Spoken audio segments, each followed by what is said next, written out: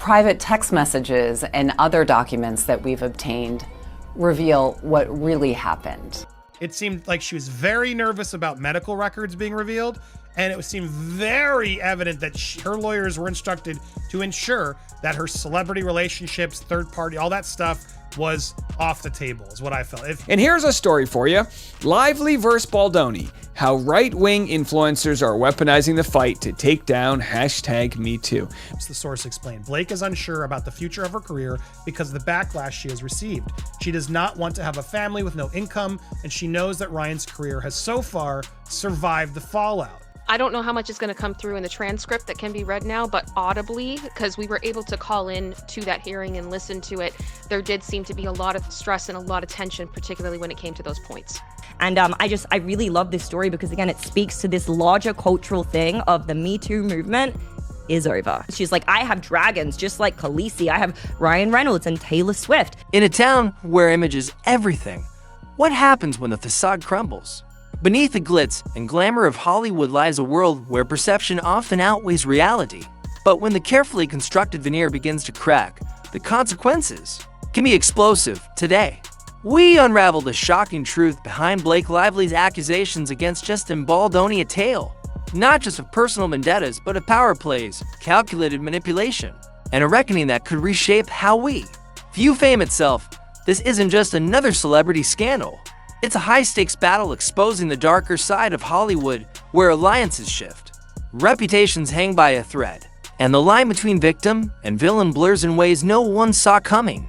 What lies beneath might change everything you thought you knew about these stars and the industry they represent. It all began with an explosive claim that sent shockwaves through Tinseltown, capturing the attention of fans and industry insiders alike. Blake Lively, a household name known for her polished public image, accused Justin Baldoni of harassment during the production of their film. The allegations immediately sparked intense debate. Was this a straightforward case of workplace misconduct? Or was there something more sinister lurking beneath the surface? New articles come out sort of weaponizing the political ideologies that might be trying to dismantle beliefs involved in this case. I think there were moments where the judge was calling both of them out. He was attempting to keep things being neutral, but there were definitely moments where Brian's arguments felt stronger than the other side. We don't think we should have to present some of our text messages in discovery with our high-profile clients, that being Taylor Swift and whoever else. Some people say Bradley Cooper and whatever other friends of Blake Lively might get sucked into this. They were not interested in publishing anything about her security, but did bring up that, you know what, our addresses got leaked. So that's interesting. Justin Baldoni's side argued that they think that she shouldn't receive any preferential treatment because she's famous, and we need to see all this information. We'll redact it, we'll keep it from the public, and they say, no, you'll leak it. And, clearly Justin's side didn't care about the medical stuff or the security stuff. They agreed even in that call. That's not what this is about. What this became about was more of this sort of mid-ground issue. As details trickled out, questions rose about the timing of the accusations, the motivations behind them, and whether they were part of a larger, calculated narrative. What seemed like a simple story of victimhood quickly unraveled into a tangled web of power plays, media manipulation, and conflicting truths. Could Lively's claims withstand scrutiny, or would they reveal themselves to be less credible than they appeared at first glance? Dive deeper into the situation, and you'll uncover a complex web of deceit that was spun with meticulous precision by Blake Lively's PR machine.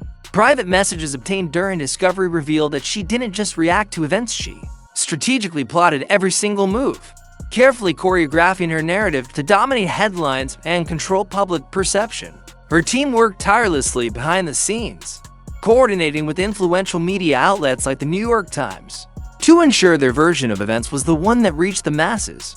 Every detail was calculated, from the timing of explosive stories to the selective release of anonymous claims designed to paint Justin Baldoni as the villain.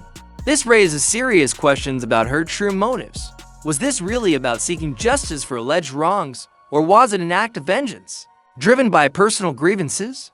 The evidence suggests that Lively wasn't merely responding to harm, but actively engineering a campaign aimed at dismantling Baldoni's reputation, making it hard not to wonder if her actions were less about fairness and more about power. With Each revelation, the line between victim and aggressor becomes increasingly blurred, leaving observers to grapple with the unsettling possibility that what we're witnessing isn't accountability, it's manipulation on a grand scale.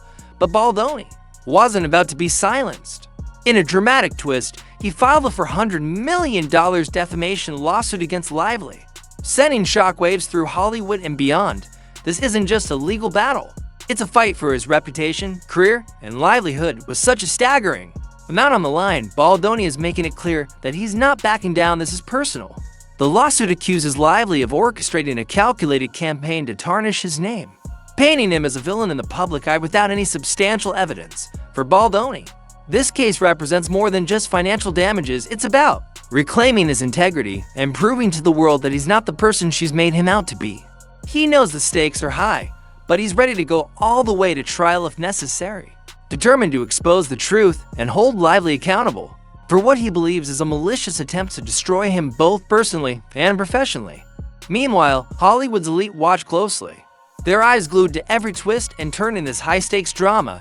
The WME agency, one of the most powerful forces in entertainment, didn't hesitate to make its move in a calculated decision driven not by morality, but by profit margins.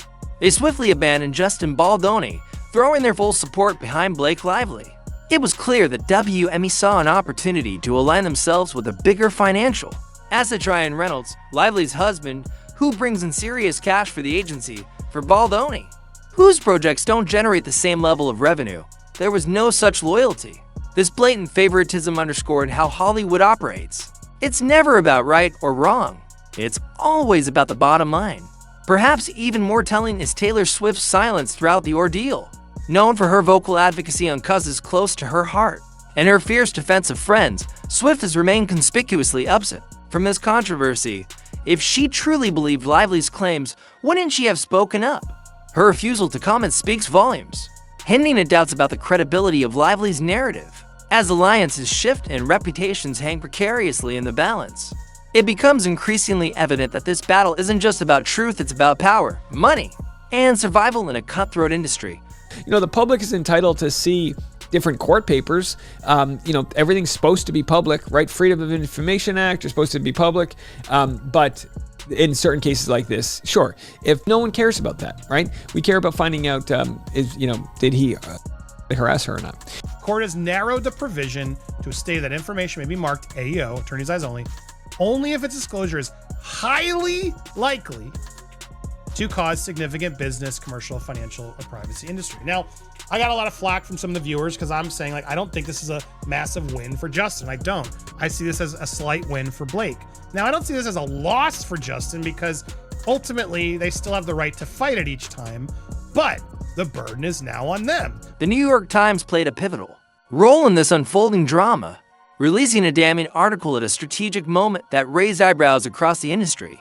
The timing of the article's publication dropped right before a holiday weekend, sparked debates about whether this was mere coincidence or a deliberate, calculated maneuver designed to catch Justin Baldoni off guard by releasing a story during a time when most people were distracted by festivities and less likely to scrutinize the details. It limited Baldoni's ability to respond quickly and effectively. This tactic gave Blake Lively's side a significant advantage, as it allowed the narrative to take root in the public consciousness without immediate pushback. Critics have pointed out that if the goal was transparency and fairness, why not release the article during a regular work week when there would be ample opportunity for rebuttal?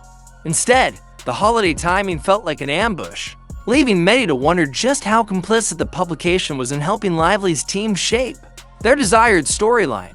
Was this simply poor journalistic timing, or part of a broader effort to suppress opposing viewpoints? Either way, the decision has cast a shadow over the credibility of one of journalism's most respected outlets, suggesting that even institutions like the New York Times may not always operate above reproach when dealing with high-profile cases involving powerful celebrities. It's moves like these that fuel skepticism about media bias and raise questions about whose interests are truly being served behind the scenes.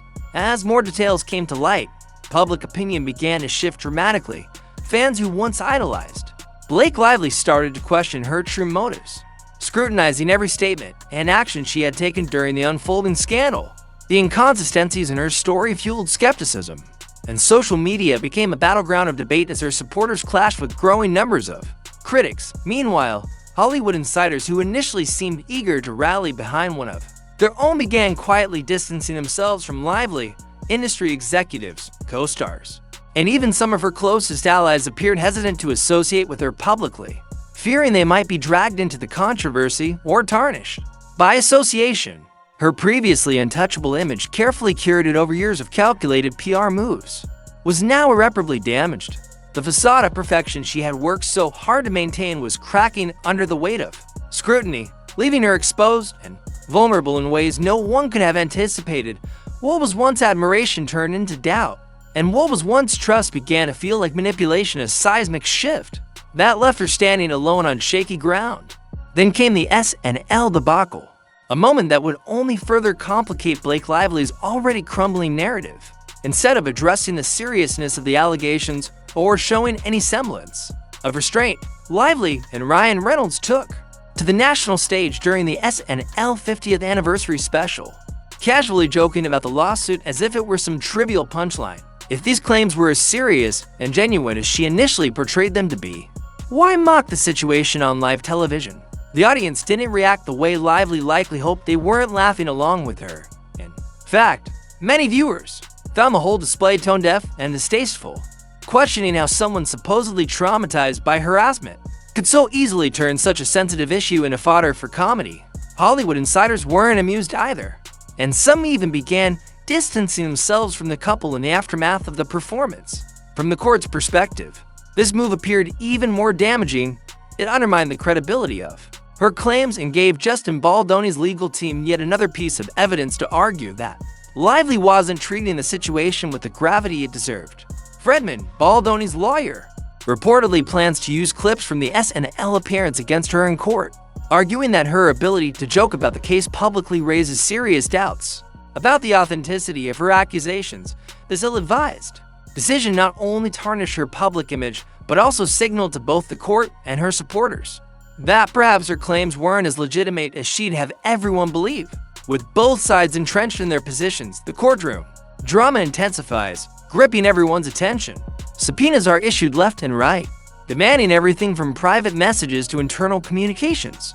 As each party scrambles to uncover the other's hidden truths, secrets begin to spill into the open private text, emails, and behind the scenes dealings that paint a far more complex picture than anyone anticipated. The truth, once buried beneath layers of carefully crafted narratives, slowly inches closer to the light, piece by excruciating piece. Every revelation seems to raise more questions. Was Blake Lively truly orchestrating a media ambush? Or is Justin Baldoni's legal team overplaying their hand? With reputations on the line and millions at stake, tensions run higher than ever before. As the battle rages on, it becomes clear this isn't just about proving innocence or guilt, it's about power, perception, and control in an industry where image is everything. Who will emerge victorious in this high-stakes showdown? Will justice prevail for Baldoni, or will Lively manage to salvage her crumbling empire? The answer lies somewhere in the mounting evidence. But one thing is certain, Hollywood will never be the same. So, what does this saga truly teach us about fame, falsehoods, and the fragile dynamics of power in Hollywood? As the dust begins to settle, one thing becomes painfully clear. In an industry where image is everything, the line between victim and villain has never been thinner or more blurred. In a world that thrives on perception rather than truth, it's chilling to see how easily narratives can be twisted, manipulated, and weaponized for personal gain. This case raises critical questions about accountability and integrity. Will justice ultimately prevail in a system that often seems rigged to protect the wealthy and powerful? Or will influence, money, and connections once again tip the scales in favor of those who can afford to rewrite their reality? The outcome of this battle could set a precedent not just for Blake Lively and Justin Baldoni, but or anyone daring to navigate the treacherous waters of celebrity culture. It forces us to confront uncomfortable truths about the cost of unchecked ambition and the moral compromises people are willing to make when they believe they're untouchable. Fame may amplify voices, but does it also silence the truth? As this story unfolds, we're left wondering whether justice will be served or if power will continue to overshadow principle in Hollywood's ever-spinning cycle of deception.